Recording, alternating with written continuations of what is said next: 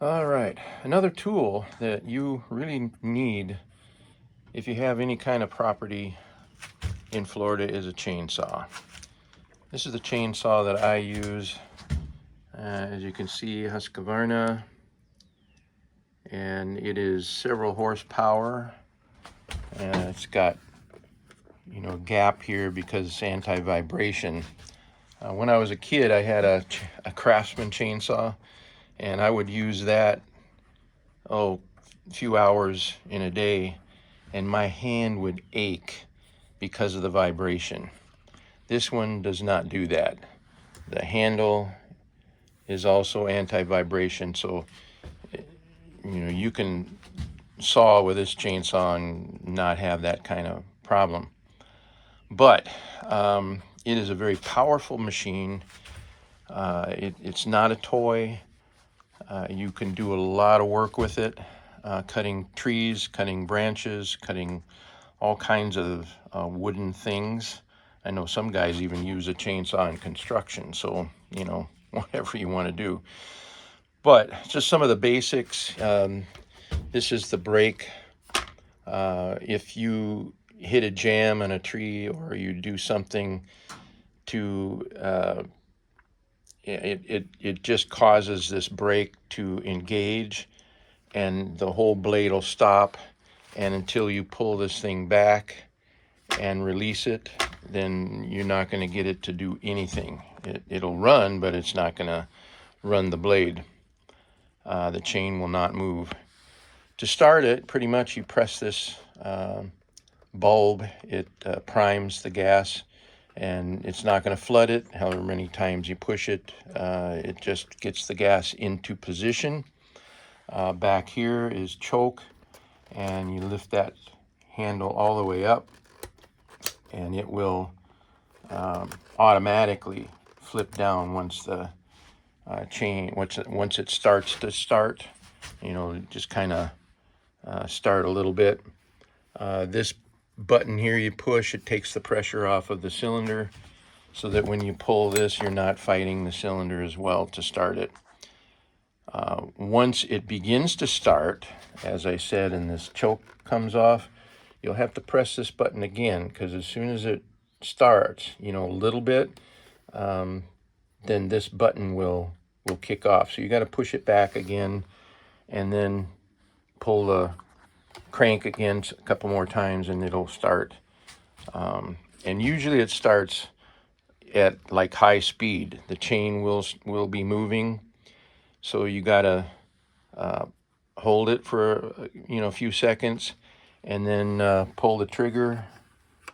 Got your hand on the safety, pull the trigger, and it'll kick the high speed off, and then that chain will stop.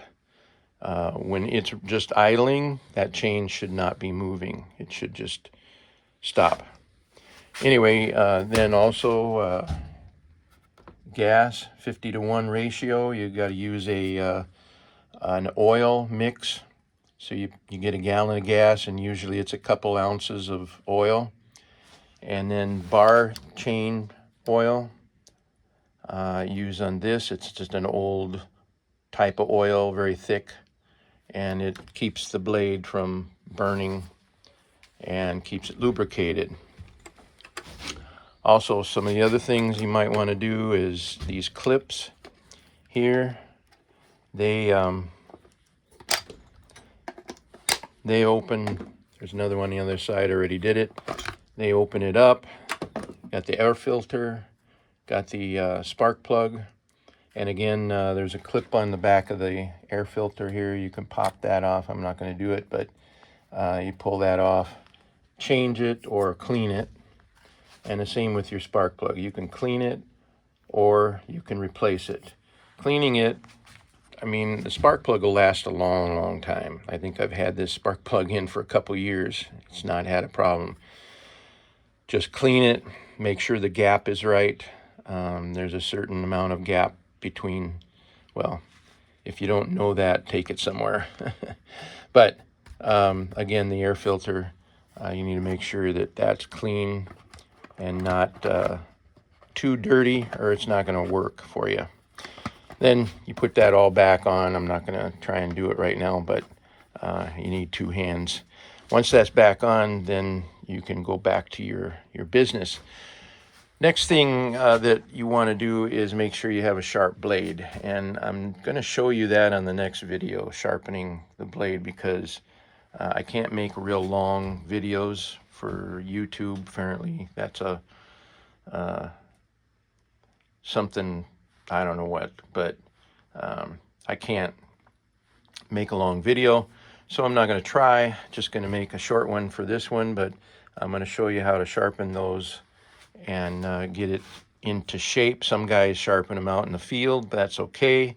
But after you do that for a while, and I've known some guys that are really good at it, but eventually you should have it sharpened with a machine.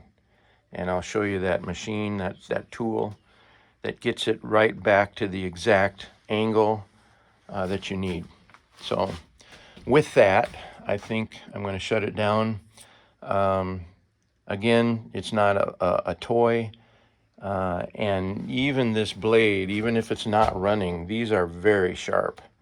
And you don't want kids messing around with it. You don't want to hit it with your hand. Wear gloves, good leather gloves, when you're working with this stuff, because and hearing protection, eye protection, all that when you're running this machine, because it's gonna hurt your ears, and it kicks sawdust and chips all over the place, and you don't want that getting in your eyes.